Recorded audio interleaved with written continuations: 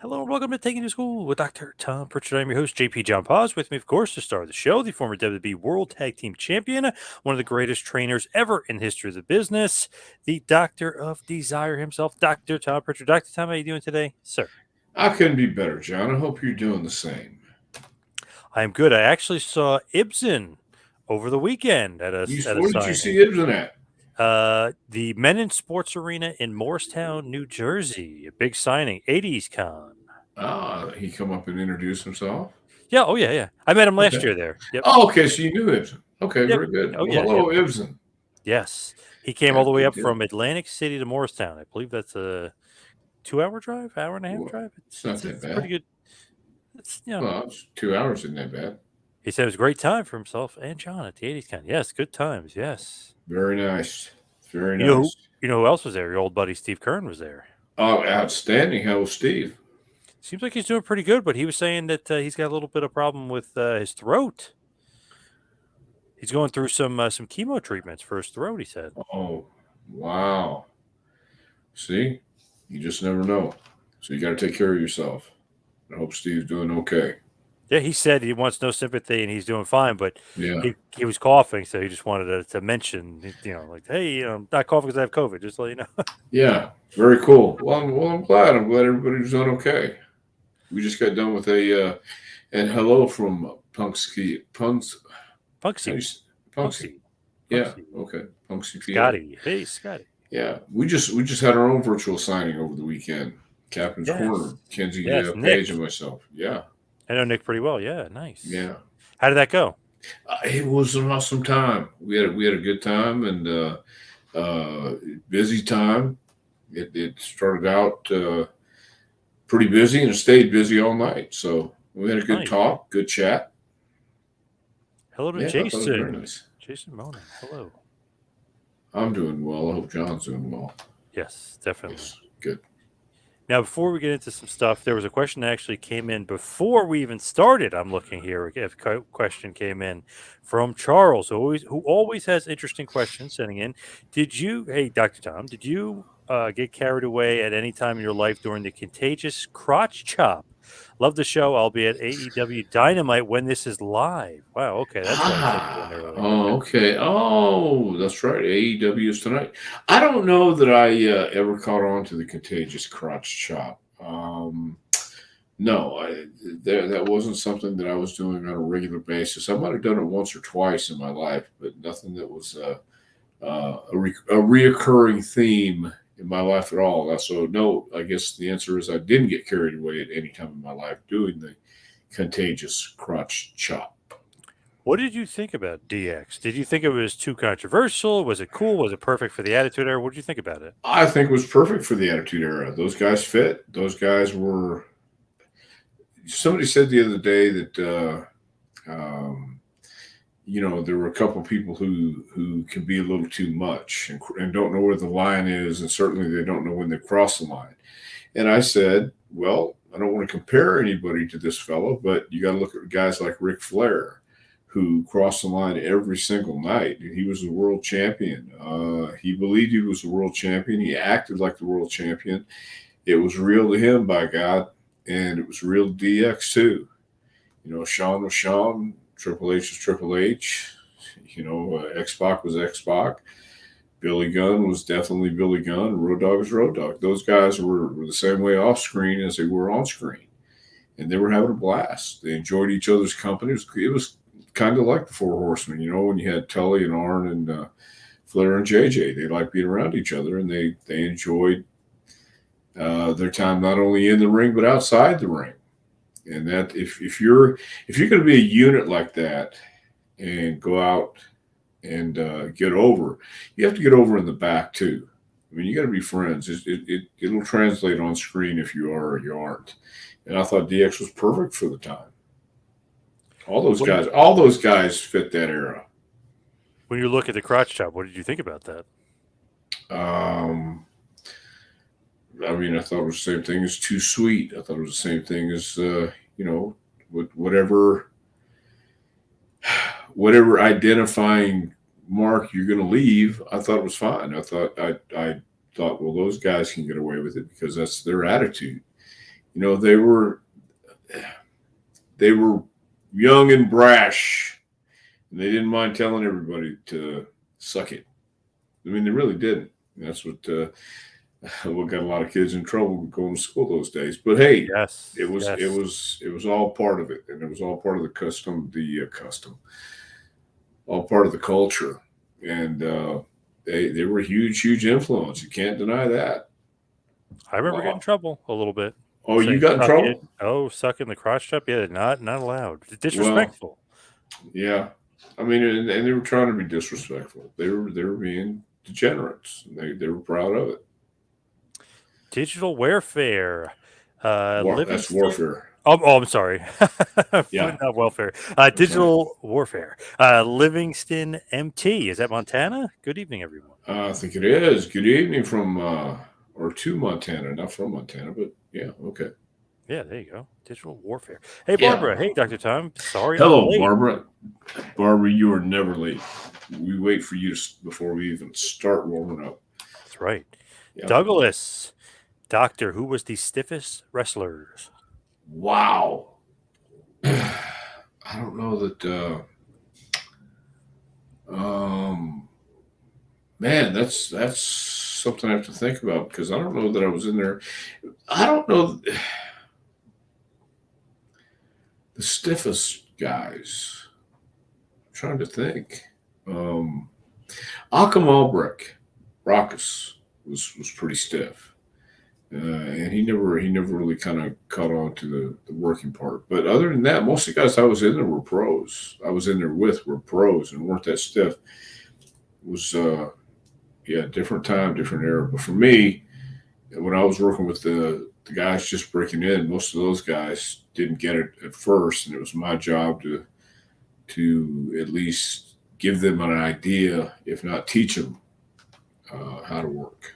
So, but Brock is a nice guy. I mean, I really enjoyed being around him. He was a lot of fun too, and but he didn't understand how to. He didn't understand the working part of a clothesline, and he gave me a concussion one night, first night of the tour, and we had four more nights to go, and it was a brutal mess. I'll tell you that. So, stiffest wrestler would have to say would be Brockus, and I think Brock looks a little stiff, but I'd say he's more solid than stiff because he understands business. What about Vader? Never worked with Vader, but Oh, I would think he would be stiff too. I've heard that, but if you're asking me from personal experience, I couldn't speak on Vader. I teamed with Vader in Japan, but didn't work against him. when you think of stiff guys, does Jackie Fulton come to mind at all? Or no? Holy smoke! You know what? Yeah, and I love Jackie, but yeah, yeah, Jackie was a little stiff, kicked me right in the face without any warning whatsoever. Just bam, and I went, God dang. No, Jackie was all right though. Just he was trying to make it legitimate and believable, so he was okay. Let's see what Ibsen's got. He says he showed a clip to Jerry Briscoe this weekend. He said, well, Jerry said to you, tell Dr. Tom much success in everything he does. So he saw Gerald Briscoe at this 80s con and said hello. Well, very nice. I always say hello to Jerry Briscoe. Last time I saw him was in Connecticut, and we had a nice conversation. We had a nice time. We socialized, and it was a lot of fun. So yeah, Jerry's a good guy. Did you ever try to shoot on Jerry? No, but one time in I think it was in Georgia. It might have been when we were on tour up in Ohio. Jerry wanted me to act like I was going to go behind him and do something just for the boys because the boys are ribbing us, saying Jerry's going to stretch you. And so Jerry said, "Come here. Here's what I want you to do: go behind me and act like you're going to take me down, and we'll work the boys." But they knew better. They knew Jerry would kill me. But no, Jerry was always great. He is the man. I heard that. I know he does a podcast with JBL that Ibsen's mentioning here. Yeah, I've done that And podcast with him. yes. Yeah. Stories. They call it Stories of Briscoe and Bradshaw. Stories with Briscoe and Bradshaw, and they, I've got some stories on Jerry Briscoe. I told it on their show, but it was one of those nights where I was sharing a room with Tommy Rich, and I had plans, and Tommy went up to Jerry's room with some other people. And next thing I know, it's like, gosh, 1:30 in the morning, and there's a banging on the door, and I didn't want to get up, so I let it bag for about 5 minutes. Finally, I got up, opened the door, and I don't want to mention any names. But there was another fella who kind of had Tommy standing there, and Tommy had a black eye. He was soaking wet, and or had a no, Tommy had a busted lip. That's what it was. He was soaking wet. And I brought him into the room, put him in his bed. The next morning, I guess about 8, another knock on the door. I opened the door, and there's Jerry with a black eye. And so he walked in and woke Tommy up, and they both looked at each other. And Tommy goes, What happened?" And they had one of those nights, where the boys are being boys, and Yep. one of those things where I could see Tommy saying, "Oh, you Oklahoma wrestlers ain't nothing but pussies." And that's all it takes. Yep. So yeah, when I heard the beer got poured on everybody and fists started flying, just having fun. But Was Tommy Rich tough? Well, I don't know if he was tough, but he wouldn't back down. I know that. I know you have to be tough to take a shot from Jerry Briscoe. I live to tell about it, but uh, I've seen Tommy. Again, I don't know if he was tough, but he didn't back down. Scotty said, DC, love the humor. Barbara, hello, hope you're doing well. Yes. Phil, good evening, Phil. Phil, good evening as well. From Dale, met Dr. Tom many years ago in Princeton, Indiana. Have you ever been to Princeton, Indiana, and why? It's possible, and it was probably for a convention or a signing or something. Scotty meant DX. He loves the humor of DX. Yeah, DX. DX was pretty funny at times. So speaking of humor, I heard a joke just the other day about a fellow from Indonesia came to an American call center wanting a job, and the guy says, "Well, you have a pretty strong accent there, pal, but if you can use the word green, pink, and yellow in a sentence, I'll hire you." So the guy says, "Okay." I hear the phone go green, green, green. I pick it up and I say yellow. Nice. Okay. Yes. Yeah. I was just talking to a credit card company about some charges that were on there that I said, and the person was not American. I was like, well, that's interesting for a credit card company. Sure. It is what it is, but yeah. I think that's intentional too, because the credit card company doesn't want you to understand. You're not supposed to understand. Yeah. I agree. Okay. Scorch has an interesting, maybe controversial topic right here. Tragically, Sarah Lee, who famously won Tough Enough, her cause of death recently came out and it was ruled a suicide. Speculation that she died of a freak sinus infection didn't seem plausible to me. I don't know if you saw that, heard that, or I did hear that, but I didn't hear about the sinus infection. I didn't know what happened, but it's a strange world we live in these days. It gets crazier by the minute, and you just never know. So you have to take care of yourself, and remember, we're here for a short time, and don't take things to heart. Sometimes you got to let it go. But I can understand if you get to that point, talk to somebody, anybody. And I've had a few friends do it that way, and it's not one of my favorite subjects. Yeah, very, very sad. I was like kind of shocked to read that because I didn't know what happened. I took him at face value because I read that it was something with some infection or something, but I didn't know the details. Well, right. And I think we never know. Usually, it's the ones who you would think have it all together, and. So it's a sad deal, man. It really is. It's a real deal. Barbara saying Tommy Rich was very popular with the babes back in the day. Tommy was very popular. True? Yeah. Well, I won't speak out of line for Tommy, but Tommy was very popular. He was a He was a fine Southern gentleman back in the day. When he was younger, he was a smooth whiskey talking gentleman. Hey, how you doing, darling? Why, shoot far. Yeah. Douglas says, "Thank you for the reply. Those days always look like you guys were knocking the hell out of each other." Yeah, well, there's a difference between being stiff and being solid. And Danny Davis, the Nightmare Danny Davis, not the Yep. referee Danny Davis, Right.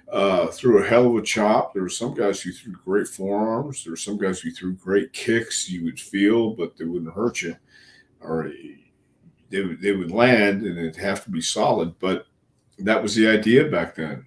And I watched some of the stuff today, and they're knocking the hell out of each other today. And I was telling Kenzie just Sunday night, she's one of those young women today who she will fight you and she will hit you and she will knock the hell out of you. And it looks like it because she is. She's doing it in safe places and she'll expect it back. But yeah, that was the idea. Give everybody their money's worth and then some. And you're supposed to bring it. So I always like Ronnie Garvin. The Hands of Stone. He was always bringing it, Yeah, Garvin I never got the chance to work with Garvin, but he was one of those guys that you weren't sure about, even in the back, because you'd watch him work in the ring and you'd watch him tie people up and stretch them and stuff like that. Not stretch them, but just tie them up in holds that he knew, he could hold you there for a little bit. So my strategy was going to be, I was supposed to work with him in Knoxville, and he got hurt or had another booking, whatever it was. But my strategy was to be, okay, if that's what you want to do, we can stink the joint out, but I think you'd rather work and have a hell of a match. So, but Ronnie would hit you. I've seen a lot of his matches, and he would hit you.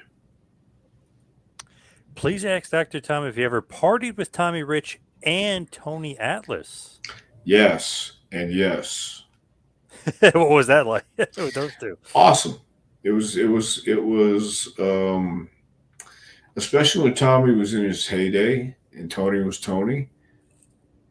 It was what every 20-something-year-old kid who's living the life you wanted to live would want to do. You're there with Tommy Rich, Tony Atlas, the Armstrongs, Piper, man, Buzz Sawyer. And after the matches, in the cars, in the towns, yeah, we partied. We partied hard. We played hard. We worked hard. From Magazine, Triple H had such finesse as a heel. That's when the fans approached him. He'd tell them to buzz off in a entertaining way. He didn't offend them at all. He's saying that's skill, basically. You have a finesse as a heel, and you kind of, tell the fans to F off without really telling them F off. Well, yeah, I think that is a talent. That's a skill. And Hunter was one of those guys who looked the part, was the part, and this is all he wanted to do too. So you knew he was a fan, and he understood from a fan's view, fan's perspective, when you ask somebody, and especially a heel, in his spot, in his position back then, he would say it in a smart ass way where people would say, "Oh man, I can't believe you said that." But I think that was probably better than getting the autograph in itself because you remember that, you remember the interaction.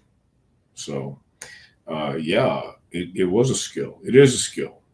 Not too many guys know how to do that today. And it's different today too. You have to be cordial, a lot more cordial than you did back in the day. Changing topics, because I wanted to talk about Owen Hart, who tragically he passed away this month, but he also was born this month, last week. I wanted to bring him up. Do you remember how many times you wrestled Owen? I was only really able to find one tag match. It was Bulldog and Owen against the Body Donnas from '96 on Raw, and then you guys were in the Royal Rumble '95 together. Did you wrestle any more than that? I think that was it. But the first time I met Owen was in Germany, and in this picture frame right here behind me, there's a picture of Owen and me from Germany. So that's where I met him, and what a great guy. and everybody says that, but it's true. He was awesome, funny guy. I think if he liked you, rib you, he didn't do any really bad ribs. He wasn't malicious or anything like that. He wasn't a bulldog type ribber. He just wanted to have fun and laugh and play games. And I think when you're on the road like that, or when Owen, with growing up with what Owen grew up with, and the things he saw and heard and uh, was around, I think that's one thing that separated him from the rest of the guys. He wanted to have fun and not take things so seriously. You know the famous story about putting the goats in, or the pigs, I think it was, in Vince's office. Yes. You know, Yep. the guy said, where do I put these pigs? And he said, right in here in Vince's office. And Vince knew right away it was that dadgum Owen. So, And Vince you wasn't know, pissed at him? I don't know if he was pissed. I think he enjoyed the rib. It's like, why? I think Vince enjoyed a good rib now and then too. But he knew it was Owen. So it was all in good fun. And, kept things lively on the road, that's for sure. Brendan says Owen was one of the best. It's a shame he didn't get a WWF title run. Do you think that he should have been WWF World Champion? I don't know if I don't know if he would have fit the WWF champion mode at the time. I certainly think he would have, when he worked with Brett in the Garden. I think WrestleMania 10. Yes. Hell of a match. I'm sure they wrestled each other before many times and knew each other's style in and out. So I think he was better as a challenger than the guy going in there. He was almost too good, and he made everybody else look good, which was and it still should be a prerequisite for a champion. But I don't know for that time frame if he would have or should have had the WWF title. Not that he didn't deserve it, not that he wasn't capable of doing it. I just don't know that the Owen Hart in WWF at that time would have met the needs as a champion. I thought it was a great, like, not number one contender type, but like the guy chasing the champion as the heel, like a good lead heel for Brett. Like that feud was perfect. Yeah, that's what I mean. He was better as the challenger. He was better as the guy that could go in with the champion, no matter who it was, and you believed that there was a possibility he could eke it out. But I don't know that would have been the right thing to do, because once you get it, kind of like Eddie Guerrero. Eddie Guerrero deserved the title, no doubt, but and I haven't been there, so I can't say, boy, when you get that belt, you really have the pressure. But when you get that belt, the pressure's on. I know that much. I know enough to know that during those days, Vince wanted to talk to the champion every day. And he wanted to hear from his champion every day. He wanted to know what's going on. He needed to have a feel for how his attitude was, and the match for that night and what he wanted. And some people would get at that, and some people not so good. And I don't know that. I don't know that Owen would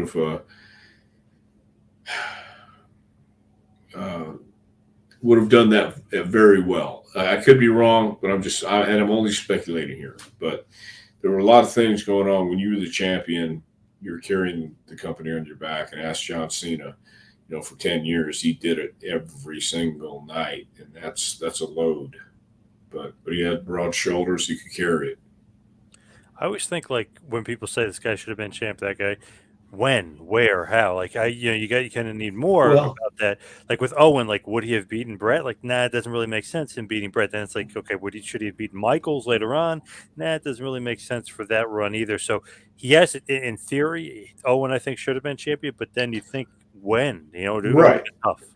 And that's going back to, he was a better challenger. He was a better guy to be in the ring with the champion and make the champion look Yep. just as good. And like a Brad Armstrong. Brad was North American champion. He was champion everywhere he went. But Ric Flair would come into the territory and want to work with Brad at least one night during his tour. That's because Flair wanted to go out there and have some fun and have a great match. And he knew with Brad, he'd have a great match, and he could go out there and they'd go an hour, and it would be it'd be incredible. The boys would stay to watch, and they could do things that just came natural. The same thing with Owen. No matter who was the champion, Owen could get a great match. Where did you first see Owen Hart wrestle for the first time? Did you know he was Stu Hart's son? I did know he was Stu Hart's son, and I saw him in Germany wrestle for the first time live. I'd known about Owen for a long time. He was one of those guys that no matter where you were at, the boys would know who's in other places, and occasionally come in and we would talk about, say something like, "Oh, you know Owen Hart." Well, no, I've never met him. Oh, you'd love him. He's a great guy. He and Jerry Morrow had a hell of a match in Canada last week, or they're doing great business right now in Winnipeg, and Owen was on top, or Owen, So we would talk about the guys. If somebody knew somebody from somewhere else and thought you'd get along with them, there would be stories and talk. So, but the first time I met him personally was in Germany. I went over there for a week to work with Stephen Wright. Nice. Yeah. I do love hearing rib stories. Do you have any Owen or Davey rib stories that you could share? I know you shared the one obviously earlier with the pigs. Any other cool ones? Well, he did this to me, and I know he did it to other people too. He called my hotel room one morning when I was checking out. He stayed in the same hotel and acted like he was the manager. Said, you got to get out now. I said, yeah, I'm packing my bags. I'm getting ready. He said, no, you're going to have to pay another day. I'm coming down there and get you. Or I'm coming down there to get it. Something like that. And yeah, he did that to. No, well, not when I realized Owen was staying there, because yeah, but he did that to Jim Duggan too, I think, and there was a lot of ribs Owen did, man, but nothing else comes to mind. I mean, he was harmless. He wouldn't do it maliciously. He was just having fun. And if you couldn't find that humorous, then that was on you. Did he ever rib Cornette or Jimmy Del Rey? I don't know about Corny or Jimmy. He may have, but I don't know any right offhand. Do you show your students Owen Hart matches? You should show them the SummerSlam 1994 cage match with Bret Hart, or maybe even WrestleMania 10. Well, I've showed the guys WrestleMania 10 a couple times. Yes, Owen's one to study, and not only in the ring, but to explain how you can have fun outside the ring.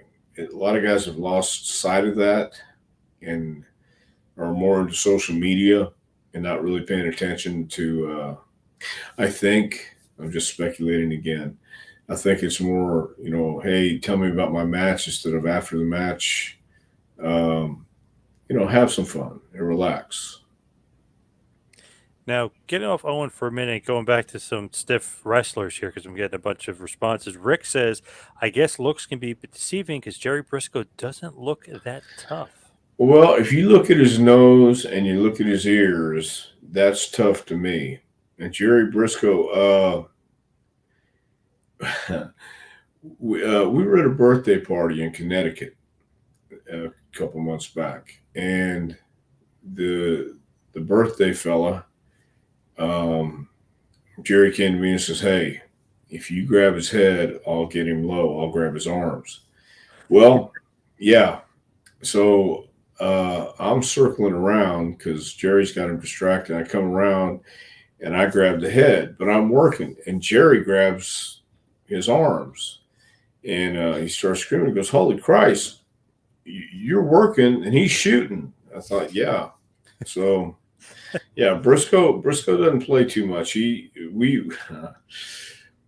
occasionally, after the show, we'd be in the same hotel and we'd go to each other's rooms and he'd want to wrestle or somebody'd say something about Oklahoma and Texas Yep. and then it would start. So then he would either start grabbing or somebody else would start grabbing and playing.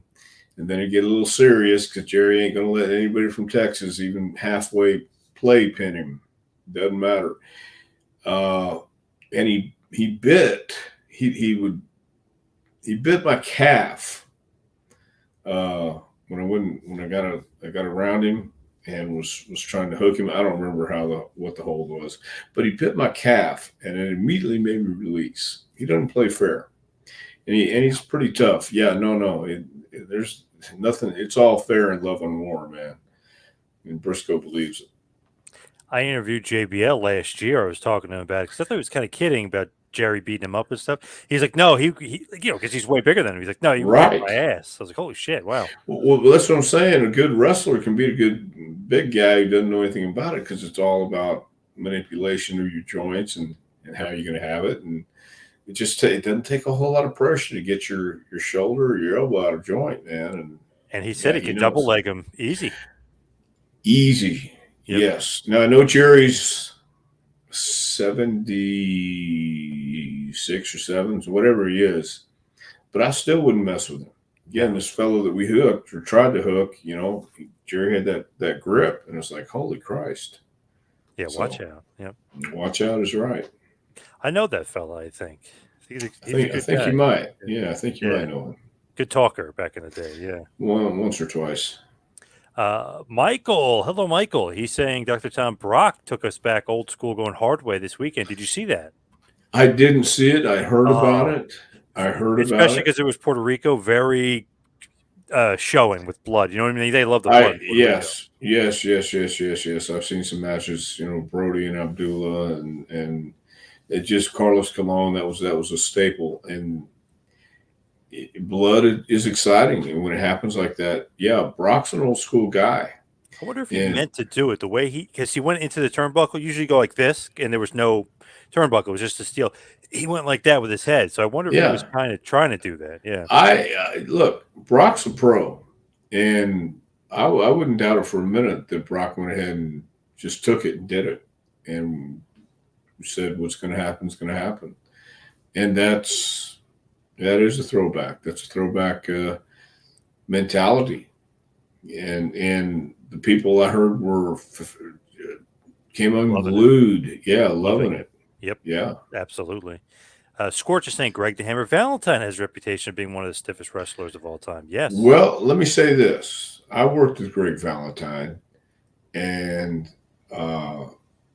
he was solid to me. And I guess my gauge of stiffness and somebody else would be different.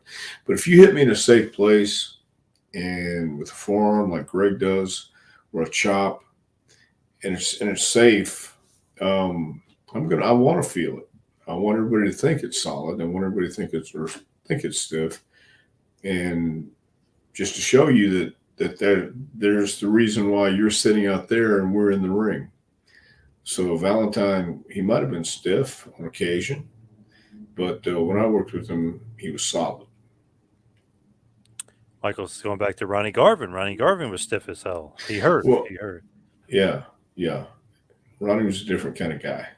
Now, Greg and Ronnie in the late 80s in WWF had an awesome feud.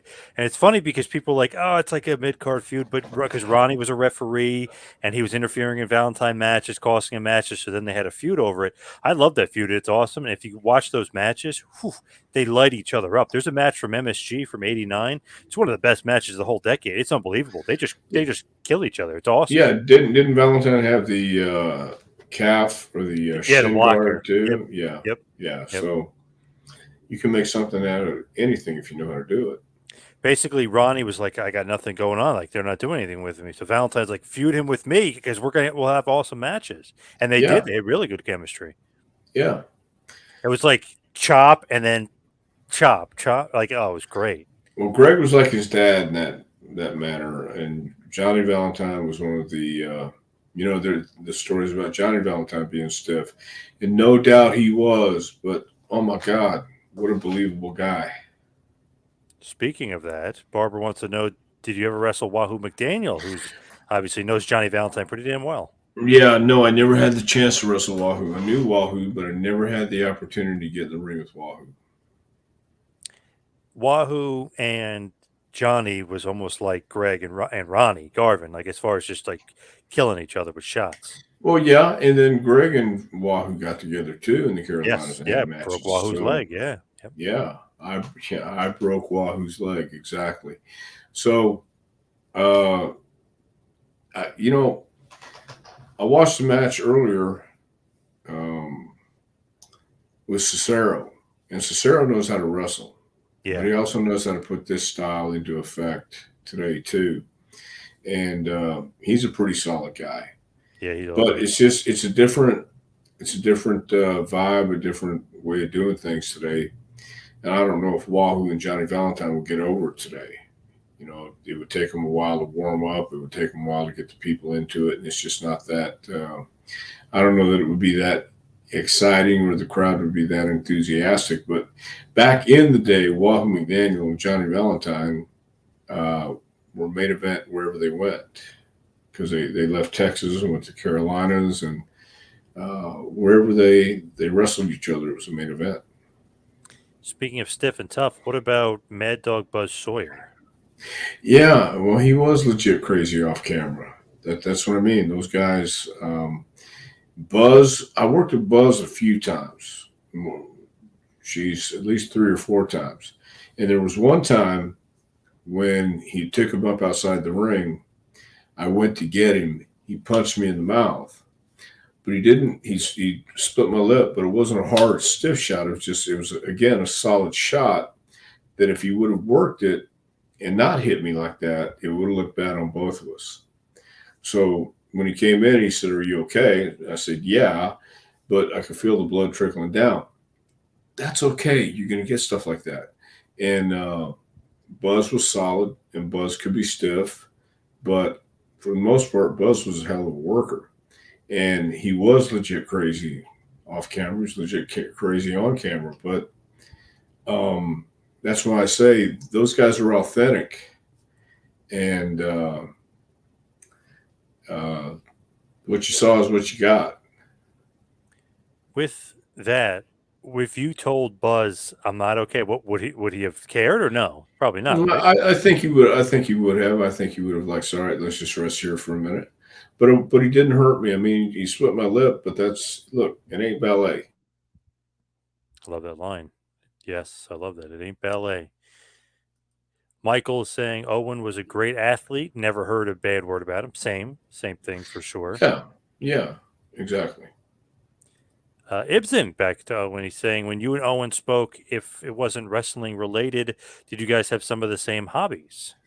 Uh no, it was wrestling related, and it was again in Germany, and then small talk in WWE, just BS, and no real hobbies, no real anything like that was discussed. Doug, I often drove Owen when we were at the Rosemont Horizon. Once we went to the gym during the day. I miss him and those days a lot. Wow, Doug Myers I driving bet. around Owen. Wow, fun. Yeah, yeah. Owen would find somebody in a town or a place, and obviously, Doug, you'd be more than happy to drive him around because he's a great guy, and you're riding with Owen Hart, so he would tell you stories, no doubt, and he's a pleasure to be around. Rio, he says, I think Owen Hart's best year in the business was 1994. He became king of the ring. He was red hot that whole year. I totally agree. And beat Brett Yes, at WrestleMania 10 to start it off. right, right. So, yeah, I agree, and thank God they gave him the opportunity to get hot that year and show what he could really do. Ragu Overlord. Great prank call by from Owen to Sonny, and it's on YouTube. I saw somebody else posted it about it. Who is it? Is it Jason? Yes. Recently listened to Owen's prank call to Sonny at the hotel about pizza. Somebody had it on YouTube, and you can listen Uh, to. Basically he tricks her to get the pizza from the hotel. oh, okay. Well, good for him then. I love it. Funny, Yeah. funny, funny guy for sure. Yeah. R- Rick Owen was the opposite of Brett outside of the ring. Is that true? Uh, to a point, yeah. But see, I always got along with Brett too. And people talk about Brett taking himself too seriously at times. Um, I'll give you that. At the same time, I think Brett was a consummate pro, and he cared about the business. He was in love with the business. So I don't think I saw. I never took it as Brett being taking himself too serious. I just took it as Brett taking the business serious enough to care about it and go out and have a hell of a match. He was one of those guys that didn't want to be a phony wrestler. He wanted to go out and he wanted to be believable. And I only worked with Brett once, but we didn't have to call anything. And I even asked him in the back, said, anything you want to do? And he laughed at me. So, okay, we'll call it out there. That match is awesome on Raw. I was talking Well, to FTR about that. That's one of their favorite matches. yeah, that's what I'm saying. You didn't have to call anything. We winged it. And, but I thought out of respect, is there anything you'd like to do? Yeah. And he looked at me and went, I went, okay, just ask it. So we went out and we just called it. We had to finish, and that was it. He was the headliner at 80s Con that me and Ibsen were at. His line was 6 hours long. It was crazy. So he is pretty Yeah, damn popular still. yeah, And he took his time too. Like it wasn't like, he's going to hurry through. He was, I heard him asking questions like to the fans, like, oh, what did you like about that match? And, they were like going back and forth a little. So he's great. He's super nice. yeah, yeah. And that's something that everybody should learn from, especially the guys in the business today, because you don't get to that point Brett got to and still is at by being a complete asshole.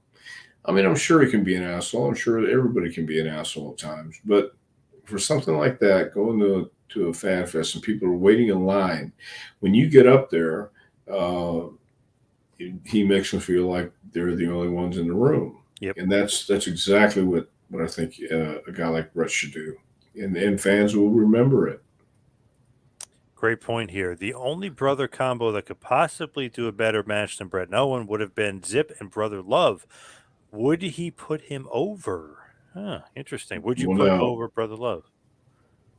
I'll put over Brother Love in a heartbeat. Oh, do you Sure. like that combo, that tag team, or does that sound a little crazy? Zip and Brother Love. Yeah, I think Zip died in a flaming car crash, so I don't think he'd be able to come up, and I don't think that'd be much of a tag team match. But I tell you, I'd put him over in a heartbeat.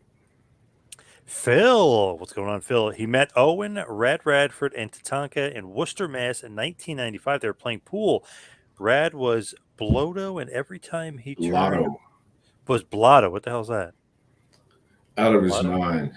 Okay. Out of his mind. And every time he turned away from the table, Owen would rearrange the balls, freaking him out. Owen was great. Oh, that's pretty funny. Right, that's Owen. You know, I mean, he's just having fun. Brad didn't know any better, so it worked. Magazine. Owen was one of the first smaller guys in WWE who had the talent to be a main event superstar. One of them, yeah, and Brett was too. But while he was the Blue Blazer, I got to be one of the Blue Blazers during that time. That's Uh, right. That's yeah. right. Yeah. Yeah. So Interesting. yeah, it was interesting. But he was look. Owen was talented on so many levels, and that's what made him special.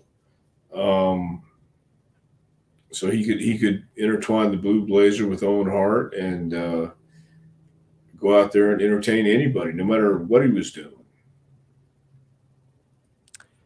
Rio Owen once ribbed Barry Darso, giving him a job offer in Hawaii. Barry got there, went to the promotion, discovered that there was no offer, but the promotion ended up hiring him anyway. Wow, imagine that. Yeah, I can imagine that. I can imagine Owen taking the heat for that too, if he wanted to. I love that. That's great. Yeah. Scorch saying Helen Hart did a great job of selling a look of distress in Brett's matches against Owen. Yeah, she did. I don't know if she was acting, but she did a great job.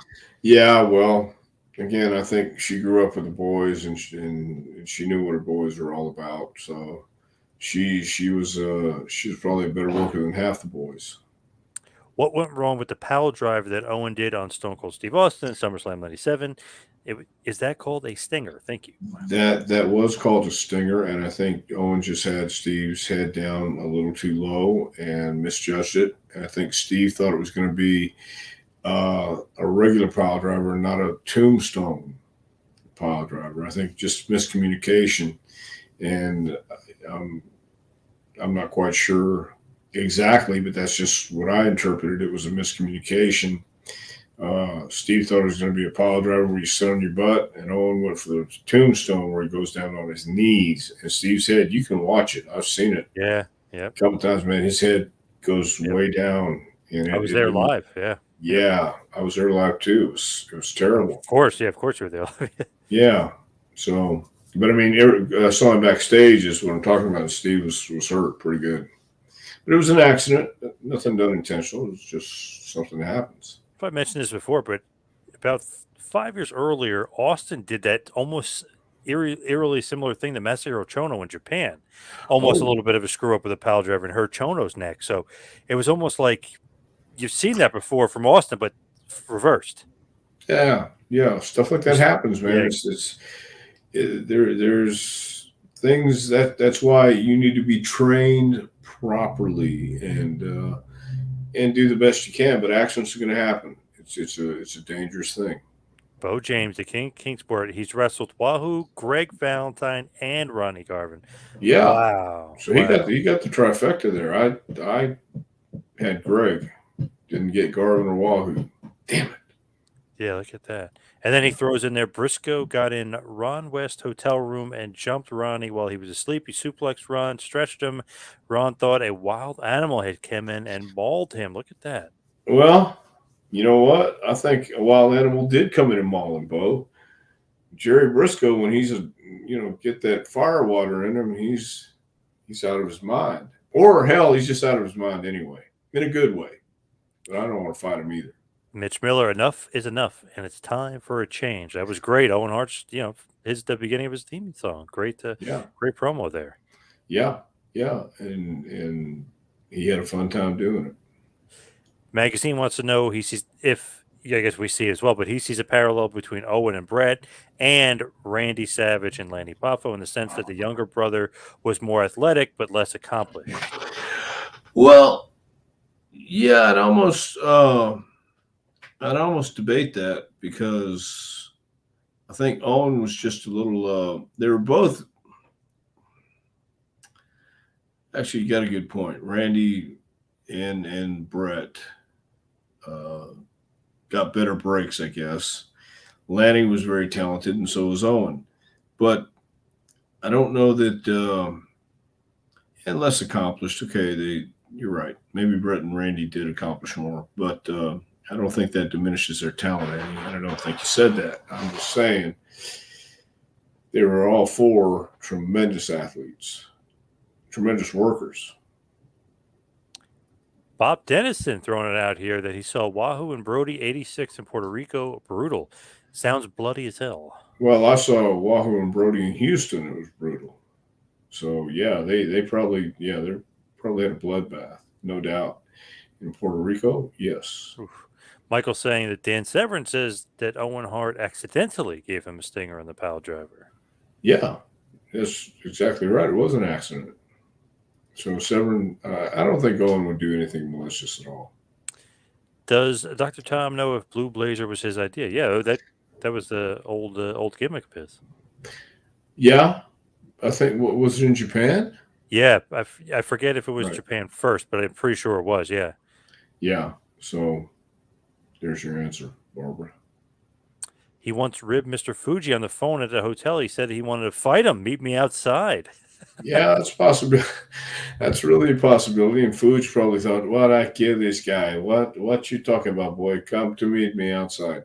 I don't know if that's my best Japanese accent or not, but yeah, Fuji would probably kill him or want to kill somebody. All hadn't worked out.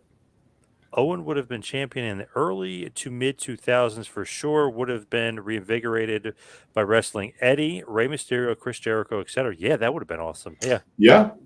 Yeah, See that. Yeah, I could see that. I could see that too. Those guys in that era, certainly he would have fit, no doubt. Can Dr. Tom tell us who texted him live last week during the show? Who was that text from? If you remember last week, it was probably Bruce. That text last week, I will go ahead and give it away. That was from the fantastic one, Bobby Fulton. Yes, and he needed some information, and he had no idea we were doing this important podcast. But yeah, that was a fantastic Bobby Fulton. Bobby Fulton, by the way, will be co-promoting NWA coming up, the Crockett Cup. Just quickly throw that out there. You have Tyrus and Chris Adonis are together. The Mortons, Ricky and Kerry together. Magnum Muscle, the Savages, Murdoch and Knox, the Country Gentlemen, the Spectaculars, La Rebellion, Ares and Toxin, and then Mysticist Jr. and Octagon Jr. So a bunch of AAA teams, some MMA, NWA teams as well. But there's a lot of interesting things going on there. Yeah, and I was going to say last time, when I was in NWA in Chicago, I was supposed to cut a promo, and I just got busy and totally forgot about it. But my dark horse favorite was Murdoch and Knox. The Country Gentlemen are the National Tag Team Champions, American Tag Team Champions, U.S. Tag Team Champions. That's your boy. It's your boy's kid. Yeah. So I mean, those are my two dark horse favorites right there. To walk away with the Crockett Cup. Mike Knox and Trevor Murdoch are incredible as a team, and they have that ability to mesh. And I watch them in the back too. They're really getting along now, and I'm looking forward to this Crockett Cup. This will be the first time I've been with the NWA when they've had the Crockett Cup. So, Kerry and Ricky Morton, man. For a father and son team, Ricky Morton, I talk about all the time, being still in love with the business, wanting to go out there and just have a good time, enjoy it with his son as well as he should. So it's going to be interesting matches in Winston-Salem. If anybody is listening within the sound of my voice, get tickets while you can. It's going to be a fun night. Does sound pretty damn good. NWA's been, they've been kicking ass lately. I've been liking it. Yes. Michael Rubin says he saw Owen Hart versus Chris Benoit when Chris Benoit was the Pegasus Kid. He throws in there, great match. Yeah, no doubt. Owen and Benoit would be definitely a great match. Anywhere in the world. By the way, Mitch Miller always wants you to do your lock of the week, your gambling pick of the week. So I guess that's the Crockett Cup. That would be the Crockett Cup. Yeah, that's your pick of the week. Yeah. Yes, it is. One final Owen story we'll tell here. Owen ribbed his father Stu a few times. Owen once called Stu pretending to be Reggie Park. He said he got Stu all worked up, saying that he could have beaten up a fight back in the day. I remember that great story because Stu recalled that he said, I said, Reg, you wanted to fight me, then fight me. Bring it. Yeah, that's what those old timers did. They didn't care. They didn't care how old they were, how beat up they were. They weren't going to back up. So I could see Owen doing that to his dad, and I could see Stu telling Reg to come on, pal. Yeah. Did you ever tell Owen what you learned from Cornette and pass it to him when Cornette was Owen Hart's manager? No, I left it to Owen to learn from himself. I wasn't going to go to Owen Hart and say, hey, listen, man, Jimmy likes triple Wendy's with extra cheese. Yes. I didn't know. I let him find out on his own. Rio throws out their favorite DX member was Tori, a.k.a. Terry Patch. Interesting. Yeah, she was a nice girl. I remember her. Douglas says, do you think there will be a resurgence in the territory wrestling? I don't. I think that there will be television wrestling in different places, but I don't know that you can do a territory system in this day and age. It's just too much wrestling to watch, and if you don't have TV on a steady basis, and even if you do, it's still as soon as somebody gets hot, one of the big companies is going to sign them, and it's going to be a national deal, global deal. I just think it's gone too far to have regional territories anymore. I have to mention this because Barbara wants to know. Please ask Dr. Tom where to get his book. Aha! You can Yes. get that fine book right there, suggestions and ideas for The aspiring Aspiring Pro. pros. And yes, of course, at jpwrestlingacademy.com. Just click on the training tab at the top and it'll come right up for you. That's jpwrestlingacademy.com. You can also check out our next summer session, which is coming up July 3rd. And just check out all the stuff we have. We have some cool pictures and some cool information. Jamal does a great job on our website. It's jpwrestlingacademy.com. So, thank you, Jason. So, have to mention, of course, the plugs. Follow me on Twitter and Instagram at 2Man Power Trip. Check out the website, tmptmpro.com. You can follow Dr. Tom on Twitter at Dr. Tom Prichard and go to Pro Wrestling Tees, ProWrestlingTees.com. Go to the JPWA store or go to the Dr. Tom store and get a Wanted Dead or Alive shirt. Also, have to mention, I told Dennis Condrey over the weekend that you said you're a better worker, and he was not happy with you. So, just want to Well, throw that out there for you. next time I see Dennis, we'll straighten it out. And then the next time he sees you, he'll straighten you out. Oh, no, he loves me. He loves me. Yeah, right. Doug, it's one question here that I think is funny. So I don't know why they always ask, what's your max bench back in the day? 575 pounds. Get the hell out. Well, you're stronger than the Warlord. Jesus. Yes, 12 times. 575 pounds. I am stronger than the Warlord. Jesus. Dr. Tom for Hall of Fame. Dr. Tom, what else you got going on in this crazy world? 6 weeks in this spring session, and we're going great. Keep moving along, and just waiting for the next session to take place. But we're doing good here in Knoxville, Tennessee. I love it. Thank you, everybody, for tuning in. We'll see you right back here next week for a little Take It to School with Dr. Tom Prichard. We'll see you next week, folks.